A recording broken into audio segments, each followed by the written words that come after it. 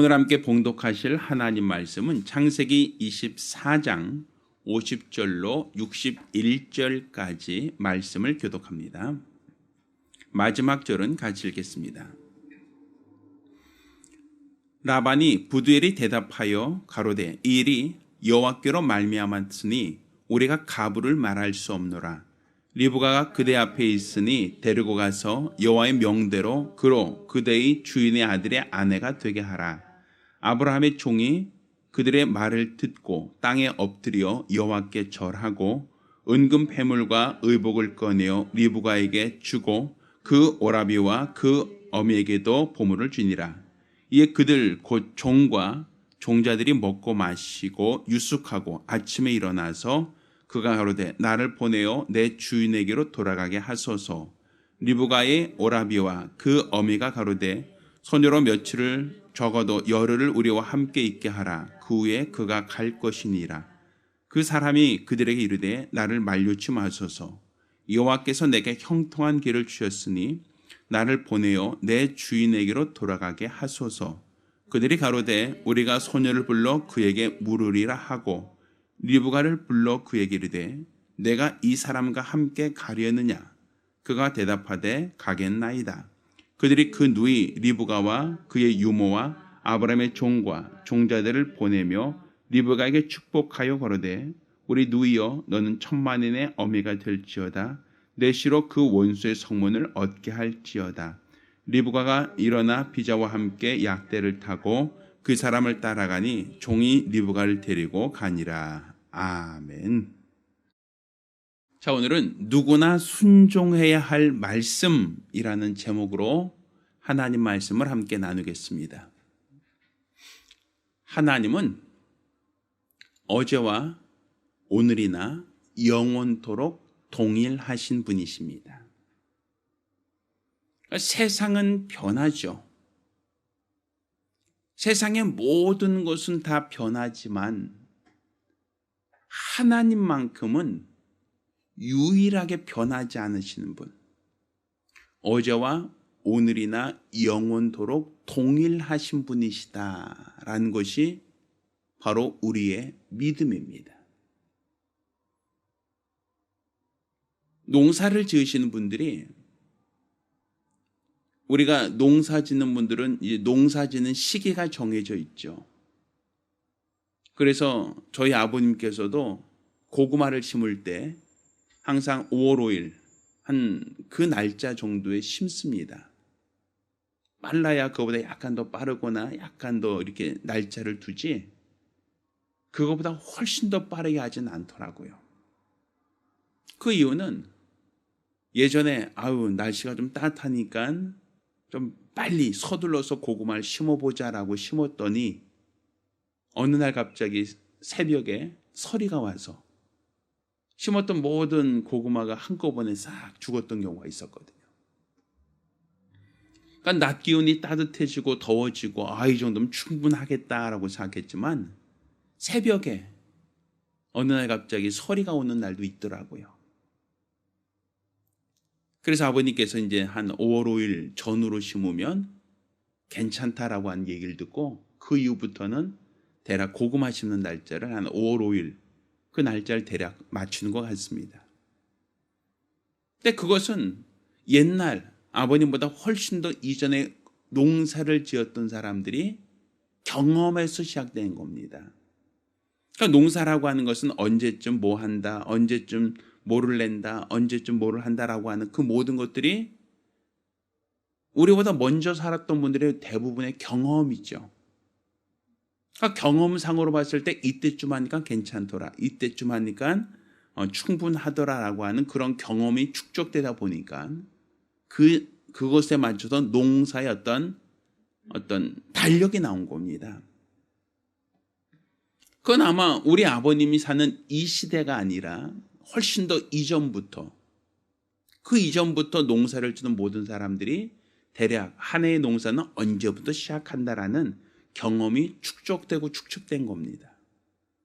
근데 그 경험이라는 것은 항상 그 날짜가 일정하다는 것이 근거이지, 그 날짜가 5월 5일 됐는데도 된소리가 내린다든지 아니면 한파가 몰아닥친다든지 이렇게 날씨가 갑작스럽게 예기치 못하도록 어떤 그런 한파가 오지 않는다라는 것은 경험으로 이미 누적되어 있는 것이다 라고 볼 수 있다는 얘기죠. 그러니까 결국 우리의 믿음과 우리의 신앙도 이렇게 날짜와 온도가 항상 일정해서 거기에 맞춰서 농사를 짓듯이 하나님이 항상 어제와 오늘이나 영원토록 동일하시다라고 하는 그 전제 속에서 우리가 신앙생활하는 겁니다. 어느 때는 하나님이 기분이 좋아서 잘해주고 어느 때는 하나님이 기분이 나빠서 응답하지 않고 어느 때는 하나님이 잘해주시고 어느 때는 하나님께서 침묵하시고 이렇게 변덕을 부리는 하나님, 무엇인가 하나님께서 우리의 생각과 전혀 다르게 역사한다라고 한다면 우리 신앙은 굉장히 어렵죠. 우리가 신앙생활하는 데 있어서 굉장히 문제가 생길 수밖에 없다라고 볼 수 있을 겁니다. 그렇지만 다행스러운 것은 하나님은 어제와 오늘이나 영원토록 동일하시다는 겁니다. 따라서 성경에서 하나님을 만났던 사람이 있으면 그 사람이 어떻게 하나님을 만났는가라는 것이 오늘날 우리가 어떻게 하면 하나님을 만날 수 있는가라는 것이 동일하고 또 어떤 사람이 하나님께 복을 받았다라고 하는 그러한 기록과 근거가 있으면 내가 어떻게 할 때 하나님이 나에게 복을 주신다라고 하는 그 근거가 되는 겁니다. 그러니까 하나님께서 어떻게 역사하셨다? 하나님이 어떻게 일하셨다라는 것이 그냥 오래전 옛날 옛적의 과거형이 아니라 하나님이 언제 이렇게 하셨다. 그것은 오늘날도 하나님은 동일하게 그렇게 하신다. 이것은 하나님은 시간이 변해서 앞으로 수백 수천 년 지나도 하나님은 언제나 동일하시다라는 것이죠. 그러니까 지금 우리가 가진 이 믿음은 항상 하나님은 어제와 오늘이나 영원토록 동일하시다라는데 우리가 거기에 신앙이 있는 겁니다. 거기에 맞춰서 우리가 신앙생활하는 것이고 그것에 맞춰서 우리가 믿음을 갖고 행하는 겁니다. 따라서 우리가 복을 받는다라고 하는 것도 그냥 이전에는 전혀 없었는데 이전과는 전혀 무관하게 단절시켜 놓고 자 지금부터 한번 해봅시다가 아니라 자 지금부터 우리가 어떻게 해봅시다가 아니라 과거에 하나님이 어떤 사람에게 복을 주셨는가, 하나님이 누구에게 복을 주셨는가, 하나님은 그 사람에게 어떻게 할 때 그 사람에게 복을 주셨는가, 우린 그것을 먼저 분별하고 하나님이 이 사람에게 이렇게 복을 주셨으니 오늘날도 내가 동일하게 행하면 하나님은 나에게도 나의 가정에게도 하나님은 동일한 복을 주실 것이다. 그 믿음을 갖는 겁니다. 그러니까 따라서 우리의 신앙이라고 하는 것이 그냥 우연을 요구하거나 아니면 요행을 바라는 것이 신앙이 아니라 어제와 오늘이나 영원토록 동일하신 하나님, 동일하게 역사하신 하나님, 동일하게 일하신 하나님, 그분을 알고 그분을 존중하고 그분을 신뢰하는 것, 이것이 바로 우리의 믿음이고 우리가 가져야 될 신앙의 방향이다라는 것을 깨닫기를 예수 이름으로 축원합니다. 자, 그러면 하나님은 누구에게 어떤 사람에게 복을 주셨는가? 그것이 과거에만이 아니라 오늘날도 동일하다라고 하는 걸 전제로 한다면 자, 우리가 성경에 믿음의 조상이라고 하는 아브라함, 왜 하나님은 그 이전에도 수많은 사람들이 살았는데 아브라함을 믿음의 조상이라고 하시고 있는가? 그러니까 지금 우리가 어디서부터 우리 믿음이 시작되어야 되는가라는 것을 전제로 하고 있는 겁니다.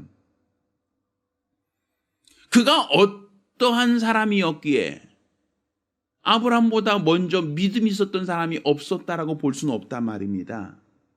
우리가 성경에 아브라함보다 먼저 살았던 사람을 얘기하면 아담, 그는 인류의 최초의 사람이니까 그가 먼저 사람이죠.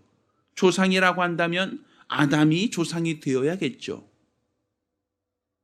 또 아담만 있었던 것이 아니라 믿음의 사람이라고 하면 노아도 있지 않습니까? 노아도 방주를 만들고 홍수 때 그가 방주를 만들기까지 수고함으로써 노아와 그 가족이 다 생명을 보존했지 않습니까? 그럼 그 역시도 믿음의 사람이라 말할 수 있지 않습니까? 또 에녹이라는 사람도, 또 무두셀라라고 하는 사람도 어떻게 본다면 그 당시에 믿음이 있었던 사람이라고 보지 못하겠습니까? 근데 왜 굳이 아브라함이 믿음의 조상인가라는 거예요. 그가 다른 사람과 어떤 부분에 있어서 차이점이 있는가라는 것이죠. 그가 어떤 차이점이 있는가? 아니, 다른 사람은 분명히 아브라함보다 먼저 있었던 사람도 있는데 왜 굳이 아브라함을 믿음의 조상이라고 하는가? 그래서 예수의 족보를 보면 아브라함과 다윗의 자손, 예수 그리스도의 세계다라고 시작을 해요. 아브라함보다 먼저 있었던 사람도 있고 먼저 있었던 믿음의 사람, 노아도 있지 않습니까? 그런데 왜 굳이 노아와 다윗 세계다가 아니라 왜 굳이 아브라함과 다윗 세계, 예수 그리스도의 조상으로서 아브라함부터 시작한단 말입니다. 자, 우리가 그 이유는 바로 우리 믿음의 시작도 거기서부터 시작돼야 되는 겁니다. 우리가 한강물이 흐르죠.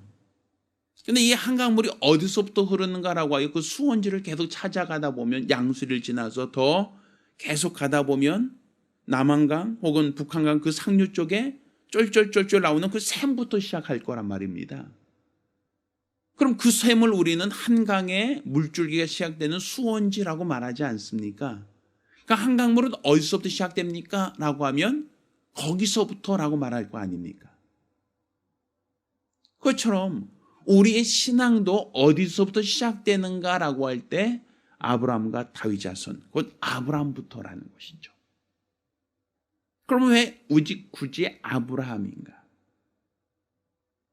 아브라함은 하나님 말씀을 듣고 그 말씀에 순종했던 사람이다라고 성경은 말하고 있어요. 그는 하나님 말씀에 순종하여 본토 친척 아비 집을 떠나 하나님이 지시하신 곳으로 이동했다라고 얘기하죠. 그리고 그가 하나님 말씀을 얼마큼 믿었는가? 자기 나이가 100세가 되고 내 아내의 나이가 90세가 돼서 여성으로서나 남성으로서 더 이상 생산의 능력이 그쳤을 때도, 더 이상 소망이 없을 때도 하나님의 말씀을 끝까지 믿었다라는 거예요. 도무지 더 이상 이제 길이 없습니다. 나도 이제 남성으로서 끝났고 내 아내도 여성으로서 더 이상 해산할 능력이 없습니다. 이런 물리적인 생물학적인 마지막을 경험했던 사람이 하나님 말씀을 끝까지 믿었다라는 거예요. 그로 말미암아 그가 하나님이 그를 통해서 역사하시는 그 역사를 체험했고 이삭을 낳았다라는 것이죠. 그리고 그렇게 어렵게 얻은 그 아들을 하나님께서 바치라고 할 때, 하나님은 없는 것을 있게 하시는 하나님이셨으니 죽은 자도 살리시는 하나님, 내게 약속한 것은 반드시 지키시는 분이시라는 그 믿음을 갖고 그 아들을 번제로 드리라는 그 황당무계한 그 요구를 그는 거부하지 않고 순종했던 사람이 아브라함이다. 그렇게 볼 수 있어요. 그러니까 아브라함이 복을 받았다, 그가 믿음의 조상이라고 말하는 것은 이루어질 수 없는 중에도 그는 하나님 말씀을 믿었고 그 하나님 말씀을 믿었던 그 믿음을 하나님이 보시고 그에게 복을 주셨다라는 거예요. 그러면 아브라함이 하나님께 믿음의 조상이라고 인정받았던 것은 이루어질 수 없음에도 불구하고 불가능한 환경 속에서도 말씀을 의심하지 않고 말씀을 믿었다라는 겁니다. 또 그 말씀을 믿은 것이 어떻게 독자를 하나님 말씀대로 들으기까지 순종했다라는 거죠. 그게 아브라함이 가진 믿음이었잖아요. 하나님 말씀을 듣고 그 말씀에 순종했다. 그 말씀을 내가 내 현실적인, 내 형편적인, 내 생물학적인 여건을 가지고 말씀을 의심하지 않고 하나님 말씀을 끝까지 뭐했다? 믿고 순종했다. 이게 바로 아브라함이 복받을 수 있었던 가장 기본적인 근거라고 볼 수 있는 겁니다. 자, 그러면 우리가 지금 하나님께 복을 받기를 원한다라고 할 때 그 복은 어디서부터인가? 하나님 말씀을 어떻게 끝까지 믿고 순종할 때, 그때 우리도 복을 받을 수 있다는 그 근거가 되는 거예요. 그런데 그것은 말씀이 없이 그냥 막연하게 되겠지, 될 거야 라고 해서 되는 게 아니란 말이에요. 하나님 말씀을 받고 그 말씀에 의심하지 않고 끝까지 순종했을 때 그 말씀이 응하여지는 것이지, 될 거야, 분명 될 거야 라고 하는 어떤 막연한 기대를 갖고 되어지는 게 아니란 말이에요. 우리가 농사를 짓는 분들이 땅에다 씨를 심고 씨가 잘 자랄 거야, 이것을 인정하는 것이지, 땅에다 씨도 심지 않고 뭔가 나올 거야 라고 생각한다면 그럼 뭐가 나오겠냐고요. 기껏 나와봤자 잡초밖에도 나오겠습니까? 그러니까 지금 우리가 가장 먼저 중요한 것은 말씀을 받는 거예요. 하나님께 복을 받기를 원합니다라고 하면 우리는 주여 복 주세요 하고 기도해서 복 받았다라고가 아니라 하나님이 복을 명하시는 말씀을 먼저 우리가 받아야 되는 겁니다. 그 말씀이 먼저 내 안에 들어와야 되는 것이죠. 그 약속의 말씀이 내 안에 들어오고 그 약속의 말씀이 응하여질 때까지 내가 의심하지 않고 믿으면 그 말씀이 내게 복으로 열매를 결실하는 것이다 라고 말할 수 있는 것이지, 그냥 씨도 심지 않고 씨도 없는 상태에서 그냥 막연하게 빈다, 막연하게 바란다라는 것은 세상 종교란 말이에요. 세상 종교는 하나님이 그들에게 말씀을 주지 않으세요. 하나님이 그들에게 어떤 복을 약속하지도 않으세요. 그냥 그들이 치성을 드리는 거예요. 비나이다 하면서 치성과 정성을 드리는 거.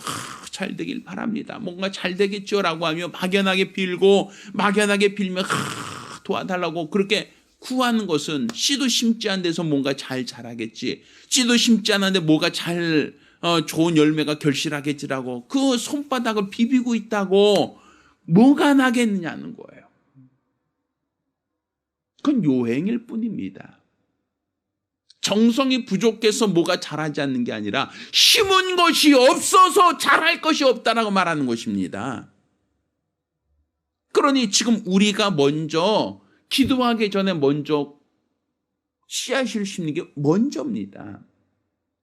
하나님의 말씀이 내 안에 들어오고, 하나님의 복이 내 안에 들어오고, 하나님의 약속이 내 안에 들어오고, 그것이 나에게 심겨진 것에 기초하여 우리가 기도하는 겁니다. 그게 세상 기복신앙과 우리가 갖고 있는 신앙의 차이점입니다. 막연하게 기도하고 막연하게 구한다고 하여 응답되어지는 게 아니라 먼저 하나님이 내게 말씀을 하셔야, 하나님이 먼저 내게 약속을 하셔야 우리는 그것을 꽃피울 수 있고 그것이 열매로 결실할 수 있다, 그렇게 말할 수 있는 것이죠. 지금 아브라함이 가졌던 그 믿음이 바로 내가 먼저 액션을 취한 게 아니라 하나님의 말씀을 먼저 받고 움직였다는 거예요.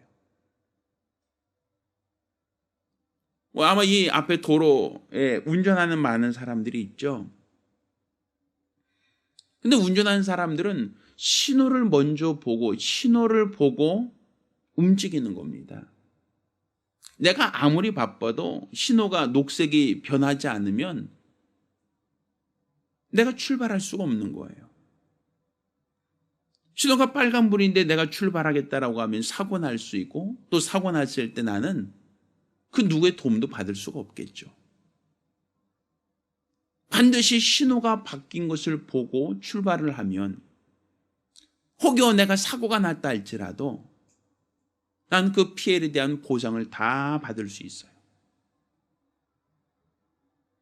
그러니까 신호가 먼저 바뀌는 게 우선이란 말이에요. 내가 먼저 시동을 걸고 내가 먼저 기어를 넣고 내가 출발하는 것이 먼저가 아니라 신호 변경이 먼저입니다. 그러니까 내가 어떤 행동을 하는 게 먼저가 아니라 먼저 신호가 바뀌고 그 다음에 행동하는 거예요. 우리가 어떤 믿음을 갖는다, 어떤 기도를 한다, 어떤 행동, 액션을 취한다라고 하는 것도 결국에는 신호가 먼저 바뀌고 그 다음에 액션과 그 다음에 기도와 그 다음에 복이 따라오는 거예요. 그러니까 먼저는 하나님의 말씀이에요. 우리가 예배 시간에 이렇게 먼저 설교를 하는 이유도 그거예요. 먼저 신호를 보겠다는 거거든요. 내게 무엇을 말씀하시는가 그 신호를 보고 그 신호를 내가 받았다라고 할 때 내가 그 신호를 따라서 움직이고 그 신호를 따라 내가 기도하고 그 신호를 따라 내가 복을 받겠다라는 것이 예배입니다. 그러니까 먼저 우리가 구할 게 뭡니까? 내게 말씀해 주세요가 우선이에요. 하나님 내게 말씀해 주세요. 내게 명하여 주세요. 그러면 내가 시행하겠습니다. 하나님 내게 말씀해 주세요. 그러면 내가 믿겠습니다. 하나님 내게 말씀해 주세요. 그러면 내가 그 말씀을 위하여 기도하겠습니다. 먼저는 신호가 바뀌어야죠. 먼저는 하나님의 말씀이 선행되어야 되죠. 그래야 우리는 그 말씀대로 따를 거 아닙니까? 그 말씀에 순종할 수 있지 않겠습니까?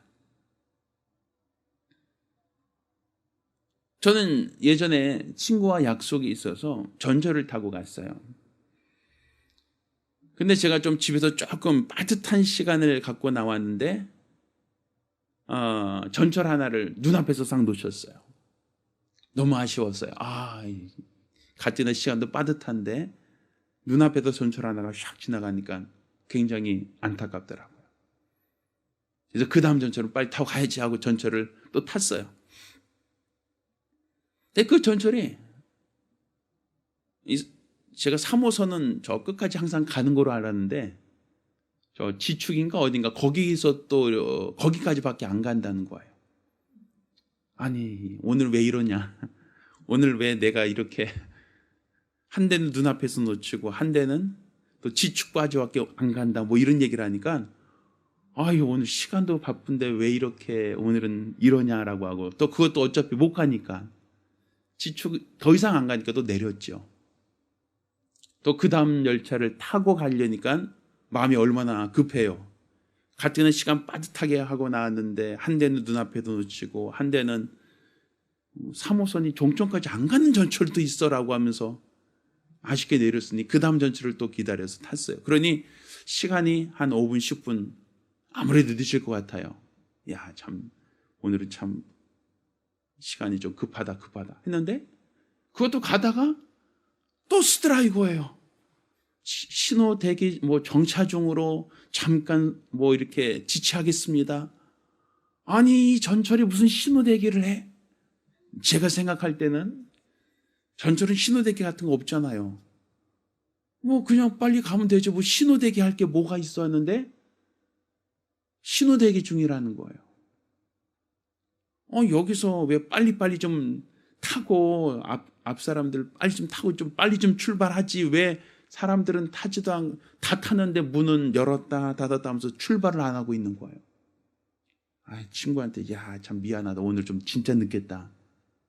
초조하죠. 근데 왜 전철이 신호 대기를 하고 있는가? 전철도 우리가 승용차처럼 교차로가 많고 막 이렇게 번잡하지 않아서 저는 그냥 무조건 전철은 무조건 가면 되는 줄 알았는데 그게 아니에요. 그것도 신호 대기가 있다고요. 전철역에서 빨간불 들어와 있으면 전철 출발 안 해요. 녹색불 들어와 출발하는 거예요. 전철도. 또 그 다음 전철역에 진입하기 전에 그들 나름대로 신호가 있어요. 왜? 혹여 그 앞에 전철이 있거나 어떤 문제가 있을 때는 역으로 들어오지 못하도록 신호가 통제를 하거든요. 혹여 그 신호가 전기 신호 장치 실수로 그 고장나 있다 할지라도 전철들은 그 신호를 지켜야 돼요. 왜? 그 앞에 어떤 일이 있을지 모르니까.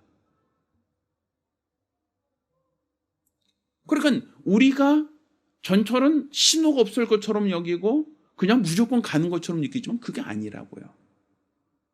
비행기도요. 공항에서 이륙할 때 보면 어떨 때는요. 이 비행기 출발 시간 났는데 출발을 안 해요. 다 타고서 문 닫혔는데도 불구하고 비행기가 출발을 안 해요. 그냥 가만히 있어요. 아니 왜 비행기가 출발을 안 해? 벌써 출발한다는 시간이 벌써 지났는데 왜 출발 안 하지라고 하면 출발 안 해요. 또 그러다 한참 후에 움직이기 시작합니다. 아 이제 출발하나 보다.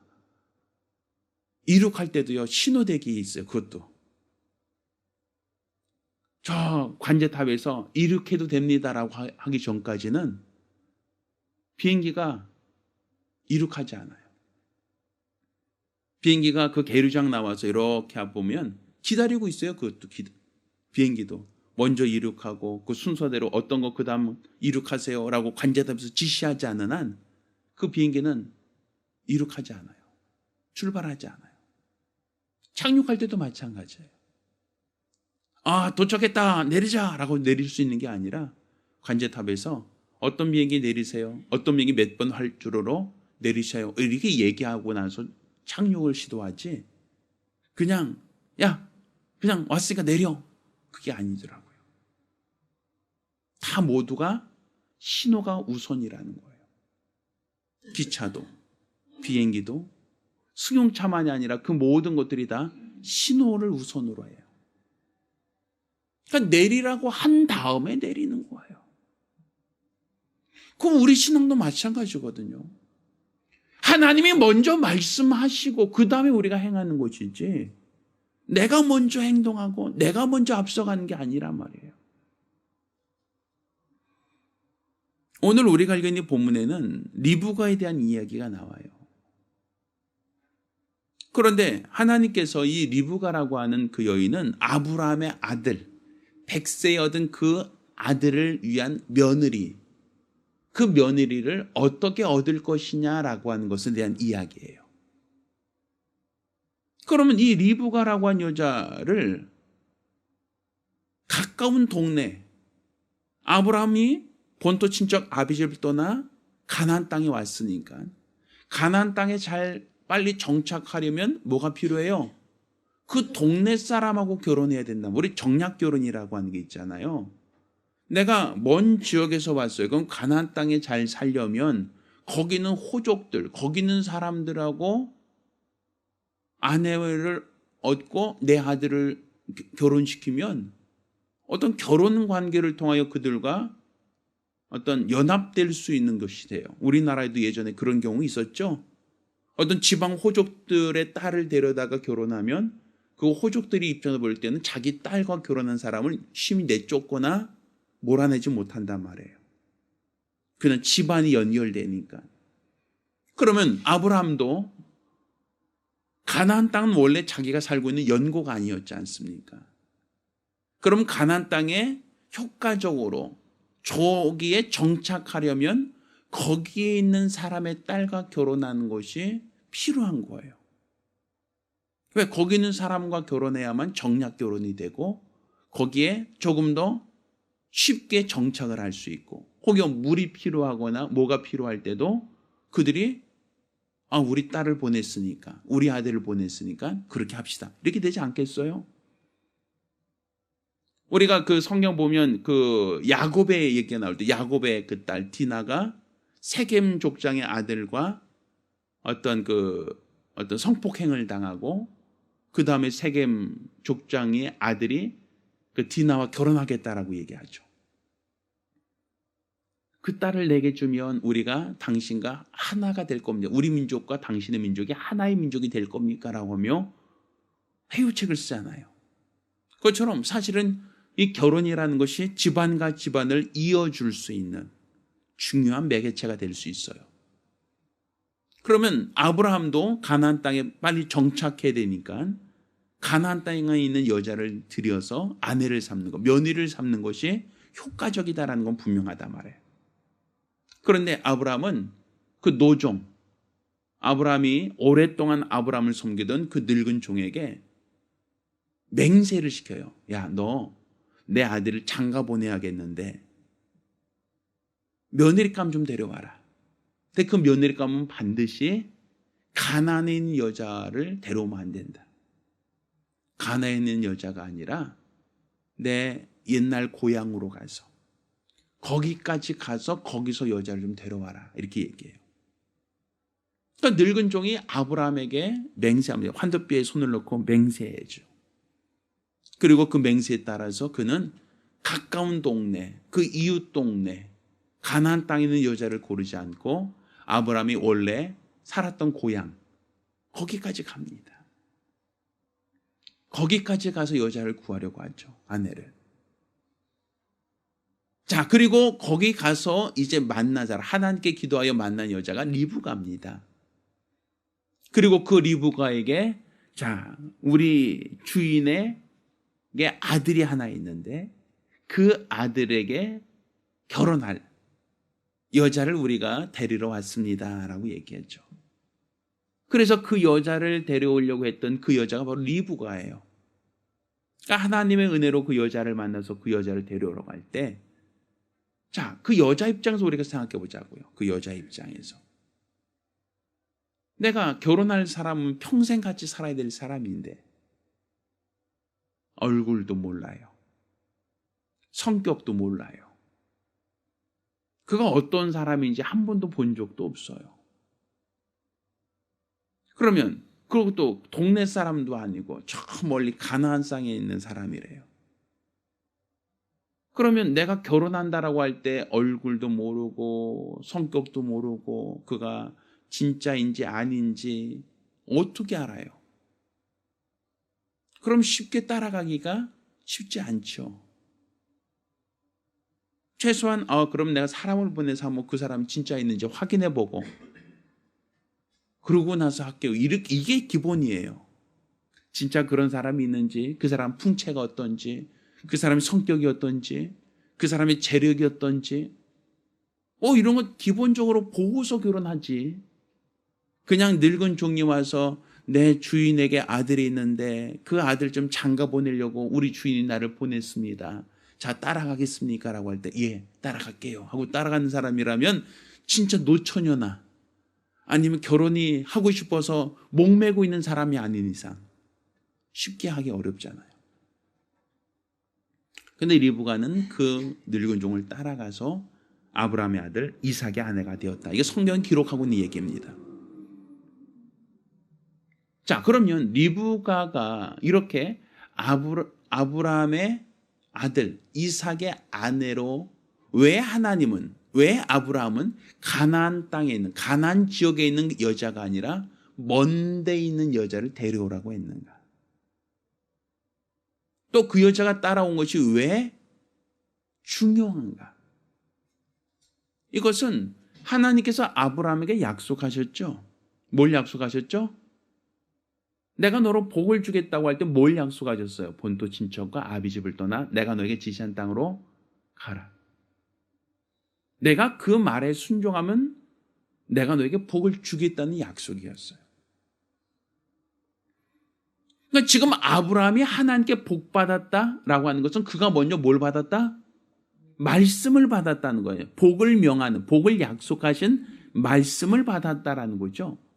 그래서 아브라함은 그 약속의 말씀을 받고 본토 친척 아비집을 떠나 하나님이 지시하신 곳으로 따라온 겁니다.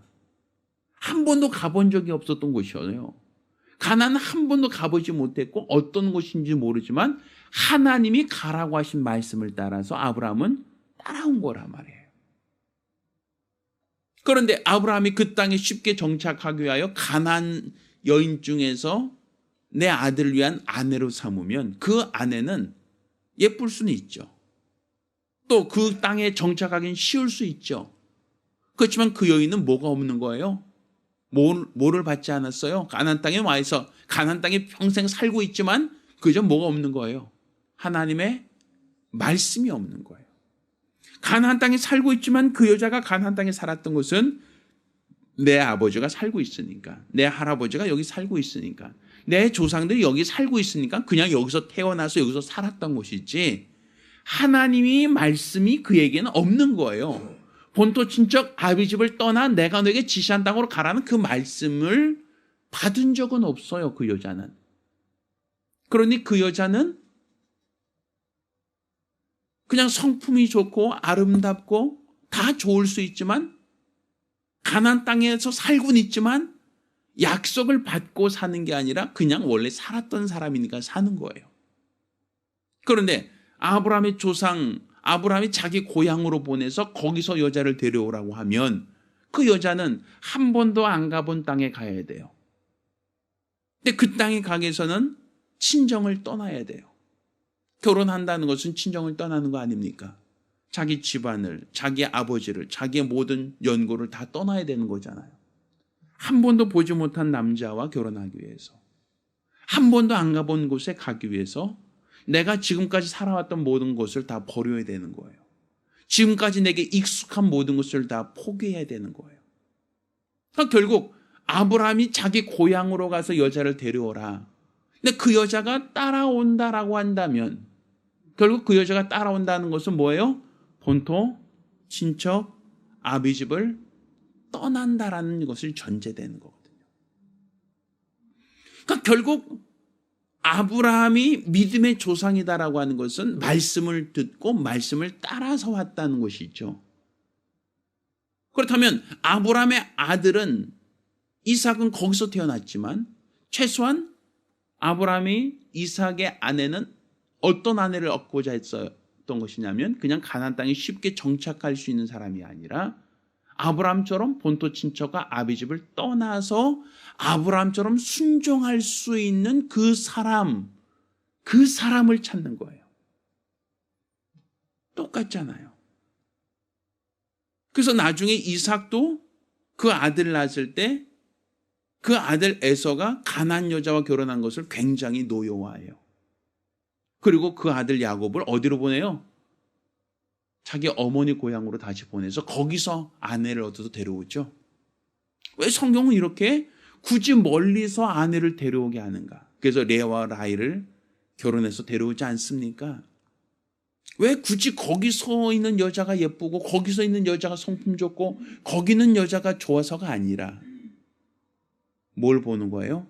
말씀의 순종을 보는 거예요. 아브라함이 믿음의 조상이 되었다는 것은 말씀을 듣고 순종했다는 거 아닙니까? 그렇다면 그의 아들, 그의 자녀도 뭘 해야 되는 거예요? 하나님 말씀을 듣고 뭐 해야 된다? 뭐 해야 된다? 순종해야 된다는 것이죠. 그러니까 쉽게 거기 살았던 사람, 그 땅에 살던 사람이 아니라 하나님 말씀을 받고 자기의 고향, 자기의 부모, 자기의 모든 것을 버리고 따라올 수 있느냐. 그게 바로 그 여인도 복받을 며느리가 될 수 있는 가장 기본적인 전제가 되는 거예요. 그러니까 성경은 이렇게 하나님 말씀이 아브라함에게만 적촉되는 게 아니라 그 아들 때에도 동일한 말씀을 요구하는 거예요. 동일한 순종을 요구한단 말입니다. 그럼 지금 우리도 마찬가지죠.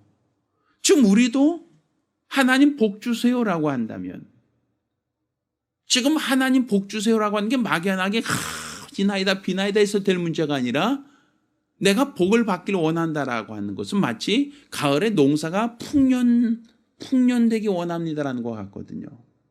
그럼 풍년되기 원합니다라고 하는 것은 결과적으로는 가장 먼저는 땅에다가 씨앗을 심는 것부터예요.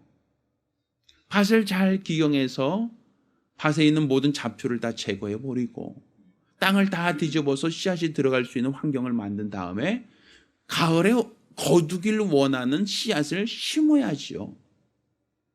그리고 그것이 잘 자라도록 물을 주고 거름을 줘도 잘 돌보면 가을에 풍성한 열매를 거둘 수 있지 않겠습니까?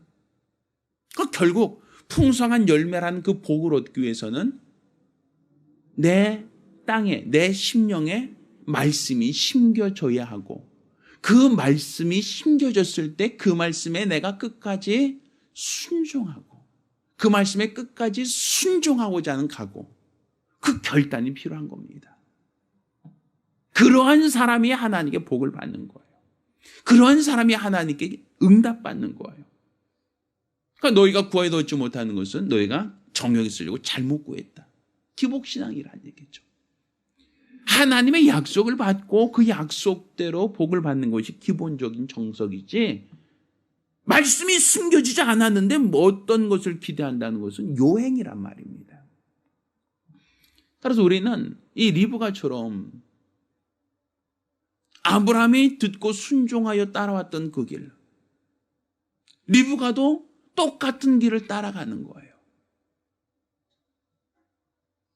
그가 주인의 아들과 결혼하기 위해서는 네 고향을 떠나야 된다. 네 아비 집을 떠나야 된다. 네 모든 것을 다 떠나야 된다. 오케이.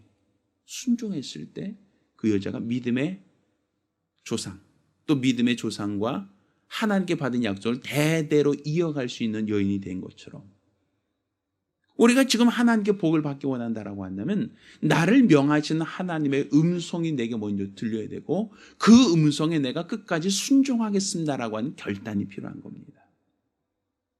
따라서 우리가 하나님 말씀을 듣고 순종한다. 이것은 누구나 똑같은 과정에 누구나 똑같은 순종이 요구되는 겁니다. 그래서 우리가 항상 기도할 때 내게 말씀하옵소서예요. 가장 먼저는 내게 말씀하옵소서, 내게 씨앗을 심어주세요. 하나님 내게 복을 주세요가 아니라 내게 말씀해 주세요. 내가 순종하겠습니다. 하나님 내게 먼저 말씀해 주세요. 그럼 내가 그 말씀을 열매로 결실하겠습니다. 이게 바로 우리의 신앙입니다. 우리가 기도하실 때 주여 내게 말씀하옵소서, 내가 순종하겠나이다. 아브라함이 간 길, 리브가도 그 길을 따라가는 겁니다. 먼저 말씀이 있고 따라가는 거예요. 신호가 먼저 바뀌고 그 다음 출발하는 것처럼 내게 말씀하옵소서, 내가 순종하겠습니다. 내게 신호를 먼저 바꿔주세요. 내가 이제 출발하겠습니다. 하나님 내게 먼저 말씀해 주세요. 내가 듣고 순종하기 원하오니 도와달라고 간절히 사모하며 한 목소리로 기도합니다. 은혜로우신 아버지 하나님, 우리 하나님이 말씀하시면 우리가 순종하길 원합니다.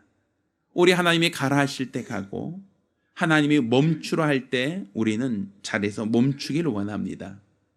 우리는 요행을 바라는 기복신앙을 우리 신앙이라 하지 않고, 먼저 하나님 내게 무엇을 말씀하시는가, 무엇을 명하시는가, 우리 귀를 열고 말씀을 듣길 원합니다. 말씀을 경청하길 원합니다.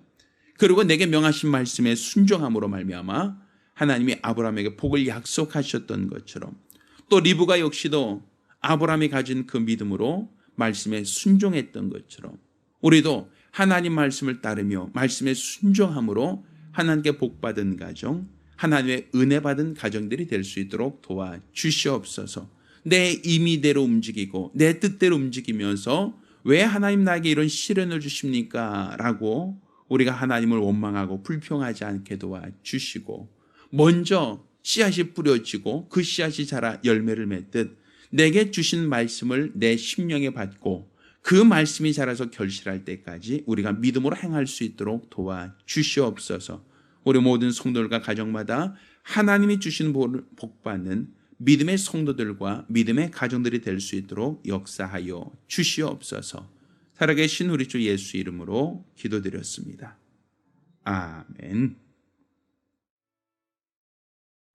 이제는 우리 주 예수 그리스도의 은혜와 아버지 하나님의 극진하신 사랑과 고이사 성령님의 교통하셔 역사하심이 오늘 이와 같이 우리 하나님 말씀을 받고 그 말씀에 순종함으로써 하나님이 약속이 보러 복받게 되었지만 우리 모든 성도들과 가정들 위해 이제로부터 영원까지 함께 있을지어다.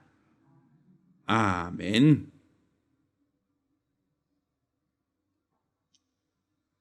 자, 우리 하나님께 영광을 돌리겠습니다.